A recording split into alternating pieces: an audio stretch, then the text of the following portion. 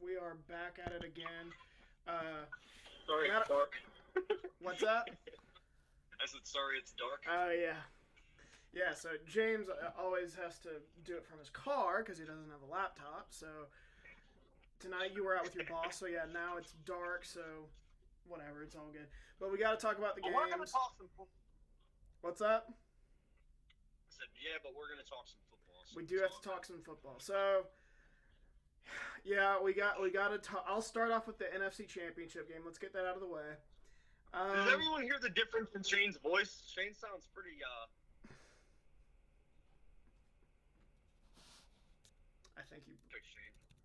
I think he froze there. I was saying I don't hear the usual spark here in your voice. What happened? I just don't want to talk about the NFC Championship. The Packers did lose.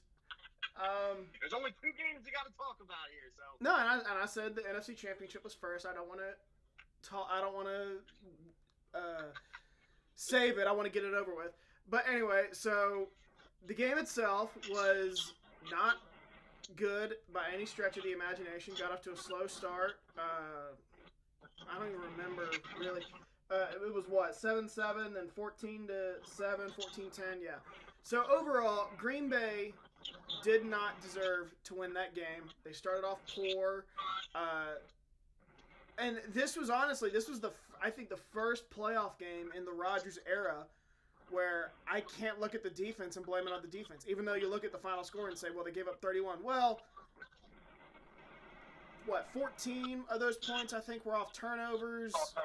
And then the Hail Mary before halftime was an atrocity, but take that out of the equation, it was really Tampa only really scored 10 points, forced 3 turnovers. The defense played great. I wouldn't say great. It played well enough to win, for sure. Straight might be steep. They played good enough to win. Yes. That's the best way. Offensively, they did not. Offensively, they weren't good in the red zone. They'd been good in the red zone all year. Play calling was very questionable, I thought, after some of the turnovers. I think we picked off Brady twice, and each time, or we picked him off 3 times, I know that much. But, well, I know that. I meant 2 of the times, the ensuing possession was 3 and out. 3 straight passes on both, so 6 straight passes offensively. Just didn't make a ton of sense. I don't know really what team that was. That was not the team that had shown up the previous, 7 weeks or 7 games. What do you think the reason for that was? I mean, do you think it was the Bucs? Do you think the Packers just weren't on that night? Because that's what I was really confused about. I don't know. That opening drive of the game, like Tampa went right down the field and scored, and I was like, oh gosh, it's gonna be a long day, isn't it? And I don't know. I think that game reminisced a little bit to the first time these 2 teams played, but I think it was clear that the Packers missed David Bakhtiari. I thought it when he got hurt. Yes, absolutely. I was like, this feels like it's gonna bite us in the ass at some point. And I remember there was a quick sack from the blind side. That was my first thought. There were so many instances, and I know Rodgers didn't play great, but there were so many instances where he, like, as soon as he dropped back, there was a defender already in his face. I mean, the offensive tackles, and I don't want to, say that that they're great or anything. I thought Billy Turner had played well at left tackle after Bakhtiari got hurt, but those 2 guys, I mean, Wagner looked washed, which he kind of is. Billy Turner just struggled. I mean, that's going to happen. That's going to happen in the playoffs, especially in the playoffs when you're playing good teams. But I'll eat my words. I thought Green Bay was the better team. I still think they were the better team. Just didn't show up. I was going to say, Green Bay is the better team, but that's the beauty of football. The better team doesn't always win. That's not the beauty of football. That is the frustrating part of football, is because it's on a weekly basis. If it was a series, Green Bay wins that probably in 6. Yep. I agree. No, I agree. I agree 100%. And I get it. In that instance, it's very frustrating. But I just love the fact that you actually don't know who's going to win the Super Bowl. You really don't, and I think that's amazing. But yeah, we can get to that in a bit. One more thing I think I wanted to touch up on. I'm not. The call at the end of the game, we sort of disagreed on it, but I thought it was bullshit. I'm not disputing the call. I'm disputing the fact that it was let go all game. Grabbing jerseys was let go all game. And then they throw the flag. late, by the way. Like, it took the ref I watched the clip the other day from another angle. It took the ref an eternity to get that flag out and throw it. Just ridiculous. My only thing with that penalty, and we've already discussed this, so we don't have to go too far into it. My thought is, if that wasn't a penalty, it was because the ball was uncatchable. It was a fucking horrible ball. So they called pass interference, and I told you it was uncatchable. You didn't believe me, and I said, go watch it again. Well, it was not catchable. But it was inarguably a hold. Oh, for sure. But they didn't call a hold. They called pass interference. But dude, that was too obvious. He literally grabbed his undershirt. And no, I know. I'm not disputing it. I'm saying though, it was not called a hold. It was called pass interference. By letter of the law, that was not pass interference. That was a hold. Okay, fair, very fair.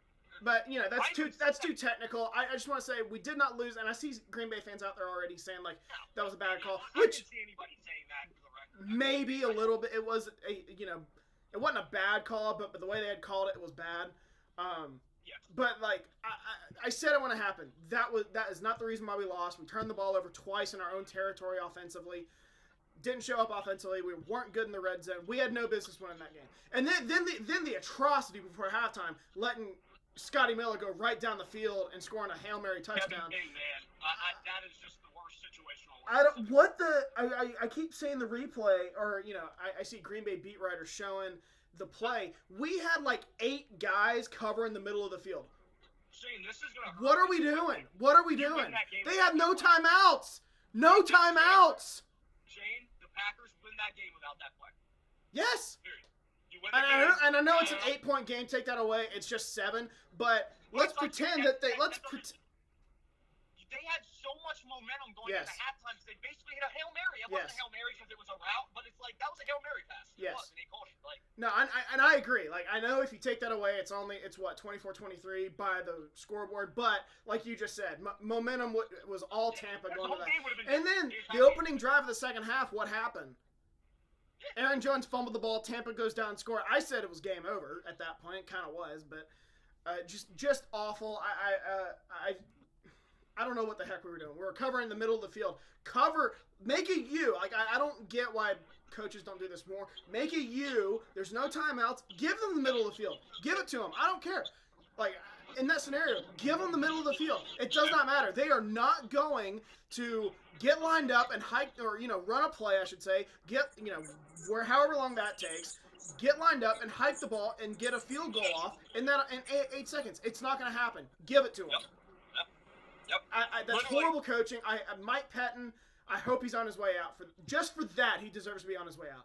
And you could have talked me into him staying because the defense wasn't that bad this year. Really, the defenses haven't been bad under him, but it could be so much better. But that right there, he deserves to be fired. That's horrible.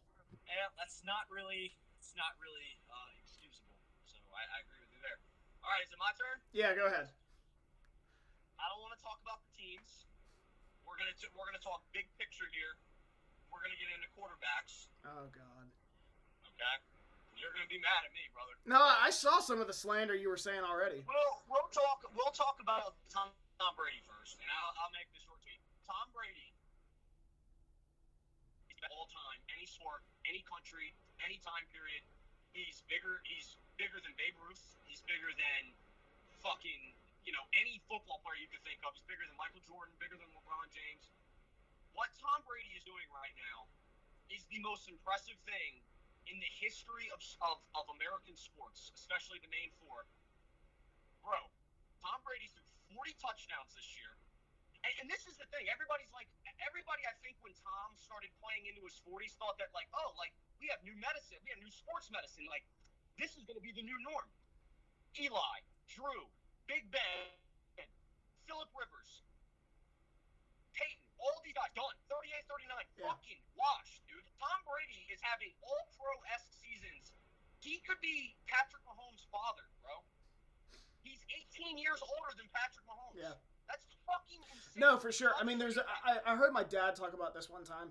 There's always one of those in every sport. Like, the dude just plays for 30 years, just about. There's always been, like, one. For baseball, I'd argue it was Jamie Moyer. He played in 1986. He was on the Phillies when he was 46. Yep, played till his late 40s. Jaromir Jagr in hockey was one. I don't know about basketball. I don't follow it that much. But I'm pretty sure. I mean, that's going to be LeBron. LeBron's going to play till he's 40. probably. But there's always been like one, just about. Jaromir Jagr was one in hockey. I'm sure you could find one for basketball, but in football, like it's always been argued that you can't play that far into your 40s in football. Well, Tom Brady's proven it. Like I'm not disputing it anymore. And I'll move on from that. I mean, everybody kind of knows that. Even the people at this point that don't even like Tom Brady, which is a lot of fucking people, obviously. I don't dislike him. Even after the game, I didn't, it's not like I sat there and said, I hate Tom Brady. I used to not like him at one point. I've just grown to accept it at this point. Dude, when the Eagles played the Patriots in the Super Bowl in like 2004, like I fucking hated the Patriots and Tom Brady, but he just kept winning for another 20 years. I did mute him on Twitter because I saw the video of, like he posted the W video like after every win, and I was like, nope, mute. I had to do it. I'll unmute him at some point, but I was triggered. I have a question for you. Yeah. What is Aaron Rodgers? What is he all time? Not like number, but like where does he fit in? Because I'm gonna sit here and tell you right now, I fucking love quarterback play. Dude, I love it. I was a quarterback in high school. It is the most fascinating position in all sports. I love good quarterbacks. So I love Aaron Rodgers. I love Patrick Mahomes. I love Tom Brady. I love the motherfuckers. Aaron Rodgers' resume is getting to the point where people are going to look at his career more negatively than positively, and it's fucked up because he's probably a top 2 or 3 football player I've ever watched. Yeah. Like, he's clearly 50 times better at playing quarterback than Tom Brady, but that's a different discussion for another day. Dude, 1-4, and I don't care what your defense was. Dude, what is that, man? 1-5?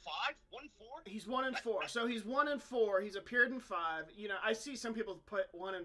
He didn't play in the 2007 one. 1-4. Yep.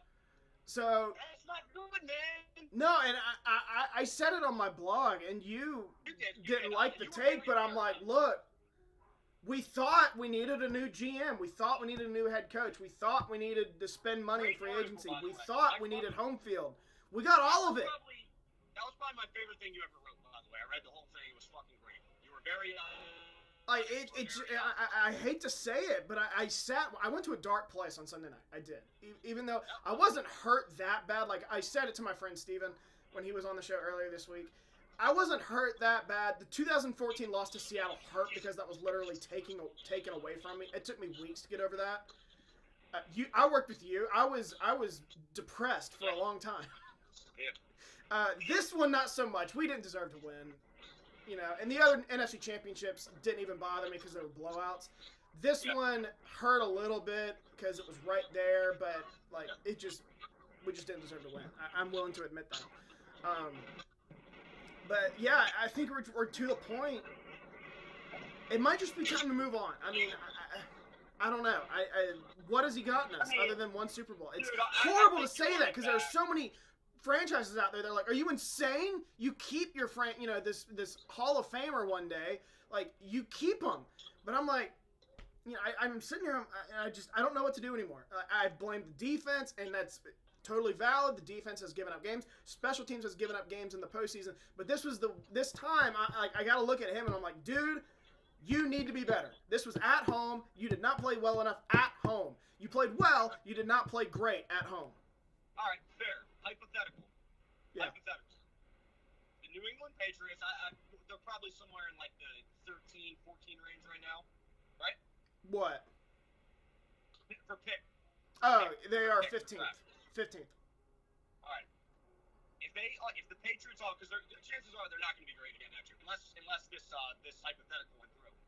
Patriots offer you two first-round picks for Aaron Rodgers, 38 years old. You taking it? For 38, I think that's pretty fair. Dude, I was going to say. Yeah. At the same time, you sit there and go, dude, I can probably, at the very least, get to the divisional playoff round with the next 2 years. I mean, the minimum with Aaron Rodgers. But at the same time, if we already have a great roster, we already have our quarterback, who knows?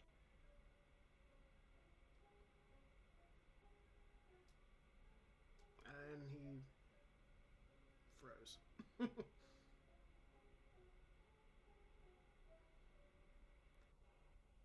You froze again. Man, I don't think I'd do it at the end of the day.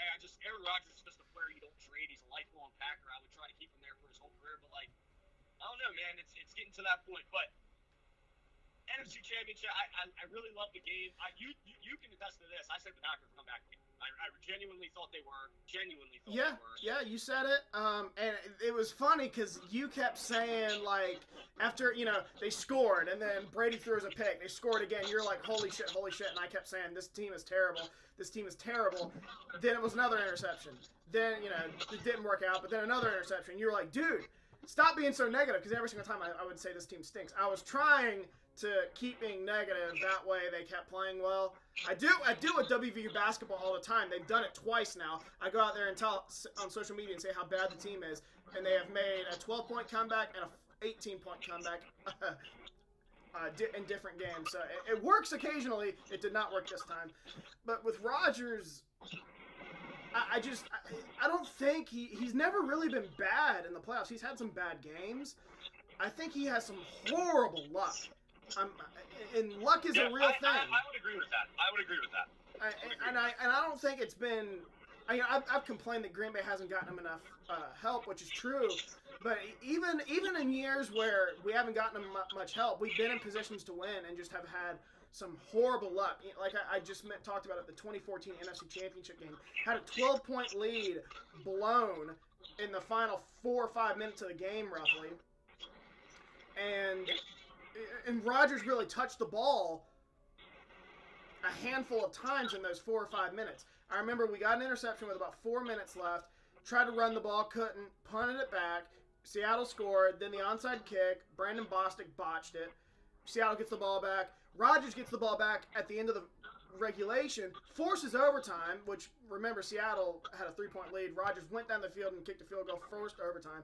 In the overtime, though, the coin flip goes to Seattle's way. Russell Wilson gets the ball. Aaron Rodgers doesn't touch the ball again. So it's shit like that is what I mean. Bad luck.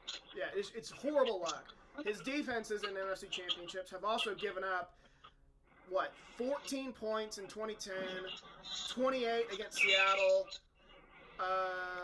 44 against Atlanta, 37 against San Francisco, and then 31 this year. So, like you said, though, you didn't want to hear about complaining about defense, but I'm just going to throw that out there. His defenses have been horrible. And they've always just been overmatched. And here's the thing, though. Green Bay has made more NFC Championship appearances in the last decade than any other NFC team. Yeah, it's been the Eagles. They've always been good enough to get there, but they have always just about been overpowered in the game. It's just crazy. It's crazy. Yeah, it is. I'll give you that. And hey man, that was a good game. It was one of those things where it was truly an any given Sunday, anybody can win type thing, and it just didn't break the Packers' way. I think, dude, I genuinely think you could be right back there next year. Yeah, so I had a little bit of a meltdown because I knew what the cap situation looks like. Though now it actually sounds like the NFL is going to try its hardest to try to keep it at least a flat cap, which would help Green Bay a lot. But I still know that even in that situation, there are a lot of guys that are going to be gone. And it's not going to be the same team. Probably not going to be as good next year. But I saw a guy point out that the core of Green Bay is still going to be back next year. Dude, you got Devontae, Aaron Rodgers, Bakhtiari, Devontae Adams. Aaron Jones is probably gone, but A.J. Dillon looks promising. Jair Alexander, Zadarius Smith. You know, all those guys will be back. Darnell Savage played really well. All those guys are coming back. So I'll make you feel better right now. You have a quarterback. Yep. You have a left tackle. Yep. You have a number one wide receiver who is more than he's a number fucking infinity wide receiver. Yep. You have 3 defensive ends and a shutdown corner. I forgot about Kenny Clark too. Shutdown corner. And a fucking fantastic safety in Savage. Like, you guys are going to be fine. Adrian Amos too, if we can keep him. He's good too. Adrian Amos pick in that game, by the way. Like, yep. Dude, you guys are going to be fine. The NFC is actually shitty right now. It was. It is. I mean, yeah. Yeah. So, and I'm going to tell you right now, Bucks ain't going to be as good next year. So you ain't got to worry about them. I don't know. They got some cap room. They do have some key guys who are about to be free agents, though. So you never know. And they've always drafted fairly well in the last few years. I think this is what we're looking at. I think it's Tampa and Green Bay for the foreseeable future. I don't see a team in the NFC unless some team gets Deshaun Watson, which we can talk about that later. But unless they get Deshaun Watson, I don't see a team in the NFC really competing for a Super Bowl. Another team, at least. It's all good. So, all right. So AFC. I don't. Yeah, even have much AFC to say here. Championship. I didn't. I'll be honest. I didn't watch the game. I was too heartbroken. Do you want to know? I have one fucking sentence to say. Jeez, you were right. You were right. I fucking told you so, and I'm not taking credit for it because I know a lot of people had the same opinion as me. It wasn't. No, I gotta face the music on this one. It's just like, man, they don't lose, dude. They even when they play like shit, they win. It's insane. It's the same routine. Yes, Dude, they spotted Buffalo. It's crazy. I think we're finally seeing an exception to the rule. Yeah. I mean, these rules. You know, you can't play like that all the time. Well, apparently the Chiefs can. I mean. I don't know what else to say anymore. I don't. It is just like, I sit here all the time, man, and it's like, it is scheme, and it is, culture, and all that shit. They're just so hard to defend. I mean... It's just, dude, at the end of the day, it's about talent. They're just, they're more talented than everybody. I saw Cowherd, and I'm not a huge Colin Cowherd guy, but I thought he had a good take. I mean, this is looking like an NBA team that can have a dynasty and win a Super Bowl year in. I know New England had that, but there were years with New England where I even thought, like, they're not going to win the Super Bowl. Yeah. Like, there were years they even got to the Super Bowl, and I didn't think they were going to win that game. Not very many times. I mean, it's only happened 3 times, but there were years with them where I was like, that's not a Super Bowl winning team. That's not a Super Bowl winning team. So on and so forth. 100%. The Chiefs, though, with this core of, Chris Jones, Patrick Mahomes, Tyreek Hill, and Travis Kelce, I don't know who's going to stop them. I really don't.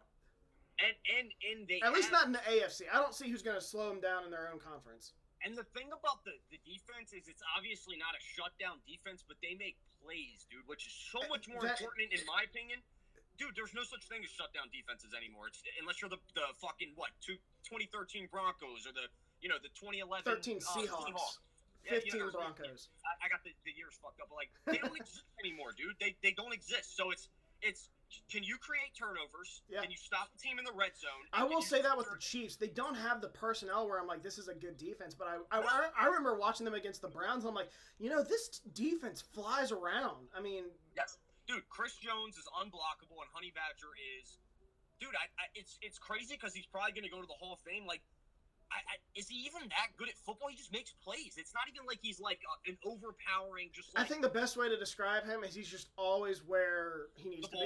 Where the ball is, where he needs to be. I thought that in college. I'm like, this dude's always around the ball and then makes a play. By the way, the best game outside of Tavon's game against Oklahoma I ever saw a college player have was when we played LSU, and fucking Tyrann Mathieu won that game for them by himself. Yep. Just about, yeah.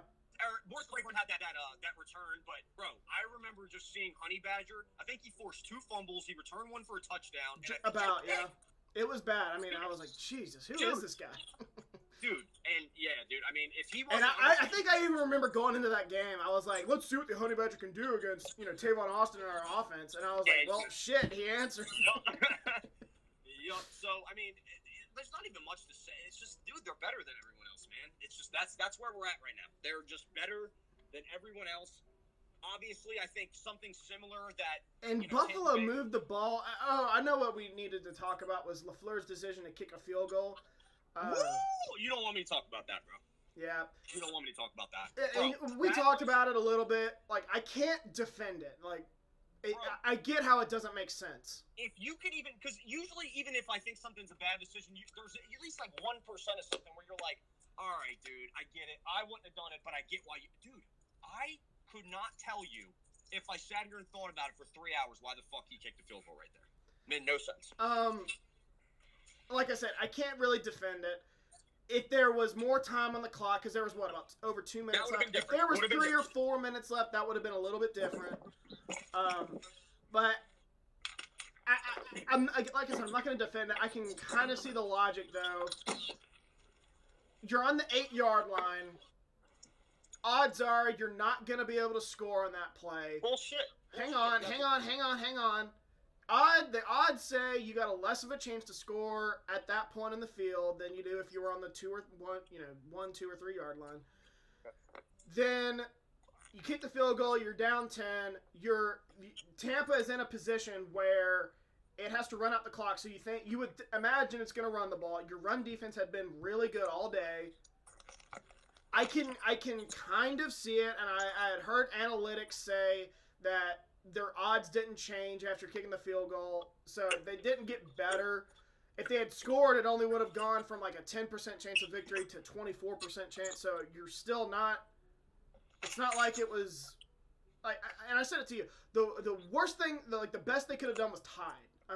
And I don't want to give Brady, like, you're giving Brady the ball regardless, but I don't want to give Brady the ball with a chance to win. I don't know. I can see where the logic was, though I don't really get it. I don't get why you don't just try to go for the tie. It doesn't make a ton of sense to me, especially when you're at home. No, it doesn't matter because it's the NFC Championship.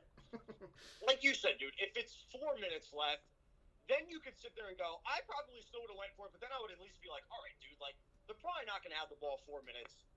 Let's try to play some defense. We picked Tom Brady off 3 times this half. I get that, but it was like, dude, there just wasn't enough time. The numbers just weren't there, man. They just weren't there. It was like, okay. There was still there. I think Green Bay still had 3 timeouts in the 2-minute warning, maybe 2 timeouts. I don't remember. I'm sitting there going, if Tom Brady can get 2 first downs, the game's over. Right. And guess what? I'm fucking betting on 10 times out of 10. Like, come on, dude. Like, well, that's what I mean by if Green Bay ties it, great, they tied it. But now you're giving the ball back to Brady with about 2 minutes left. Like, I know how that story ends every time. Like, he's gonna get the win. Not against Philly, baby. True, not against. And I shouldn't say it. I mean, who the heck knows? Honestly, in that situation, because he had just thrown 3 interceptions, so who knows? He may have missed some throws.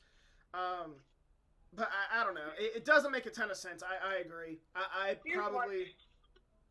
If that was Carson Wentz, okay, and you're like, dude, I don't fucking trust Carson Wentz to get a touchdown right here. It's 4th down. We need 8 yards. We have no. You have Devontae Adams and fucking Aaron Rodgers, dude. You go Devontae. And that's the other thing I want to say about Green Bay. The stars did not show up. Rodgers played well. He did not play great. Devontae Adams dropped an easy touchdown in the end zone. Not easy touchdown, but a throw that they connect on about 99 times out of 100. So Jair played well, but I meant more offensively. The stars did not show up. Aaron Jones got hurt and had a fumble. So where's Aaron Jones going? I don't know. Because he ain't gonna be a Packer. He ain't gonna be a Packer, that's for sure. But my point was, Green Bay's stars showed up. Tampa's stars didn't really either, but Green Bay's stars did not. Kansas City's did, and that was a huge difference in the game. You know who blew my mind in this game? What was that? Is Leonard Fournette. That fucking run he had in the that was like the only run that was the longest run of the day that they had. He sucks. Leonard Fournette sucks though. I was so impressed by that run, but like, I don't know, man. Like, it was a 17-yard run, and that was the longest run they had that day. yeah, it was, and it was. Dude, you're just adding to the reason you guys should have won that game. Oh, I know. And like I said, I mean, defense showed up, except for that play at the end of the first half. They showed up. Even on the touchdown pass on the opening drive of the game to Kevin King, he had a chance to intercept that ball. He jumped way too early for it. Dude, Kevin King, man, I don't think he's that bad of a player. But I don't either. But that was one of the worst games I've seen out of the D-back. I have seen Kevin King make plays. Yeah, I've seen him make plays. He has an act to get near the ball at times, but he did not have a good year. This is a contract year for him too.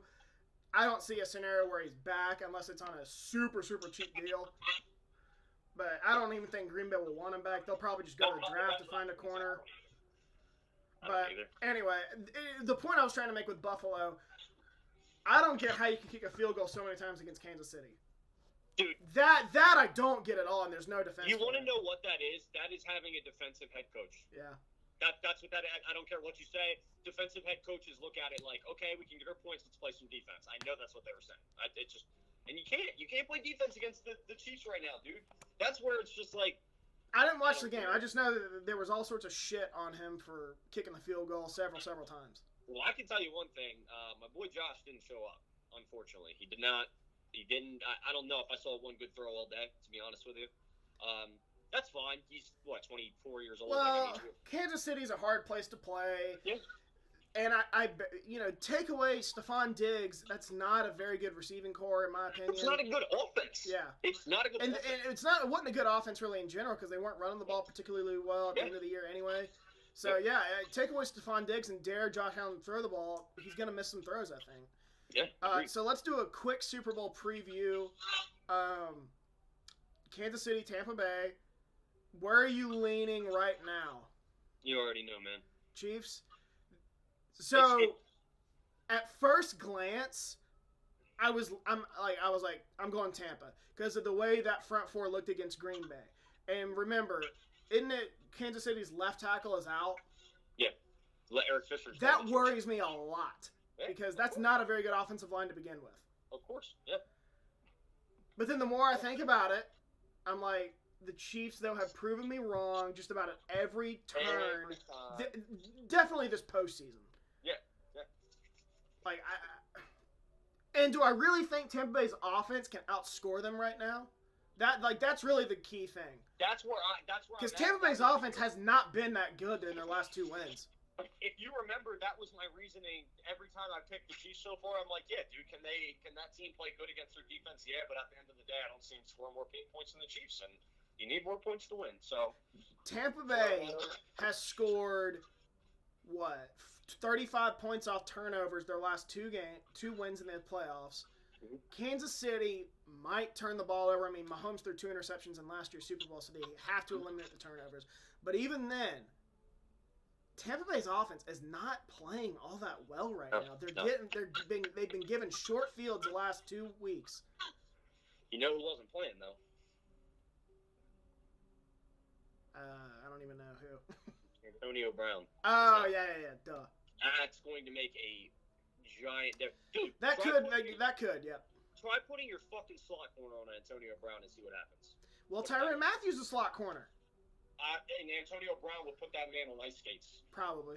But he's injured. He may not be a real factor, I should say. Agreed. But I do know, I mean, he was out for that game, but they were at least considering him for that game, so I'm assuming 3 weeks after that, he'll at least be, 80, 90%, hopefully. Who knows? You're right. Who knows? But like you just said, I'm just not sure I see Tampa Bay being able to outscore Patrick Mahomes. Dude, Tampa Bay is the second best team in the league, so they're not even close to the Chiefs. Defense is playing really well. I do think they'll be able to get after Mahomes a little bit after the way it played against Green Bay and what's his name, Eric Fisher being out. But I think I have to ride with Mahomes and that offense right now. You don't have a choice, man. And a defense that has. Again, that isn't terrific, but flies around and makes plays and is like just good enough. Yep. So, that's all right. Exactly what I would call them. They're just good. Dude, they're just good enough to where Patrick Mahomes can put up 30 points and they'll win every time. Yeah, just about. Yep. All right, my man. I will let you go. I gotta eat dinner. I'm starving. Sorry about the Packers, buddy. Have a good one. It is what it is. I'm used to it at this point. Later, man. Later.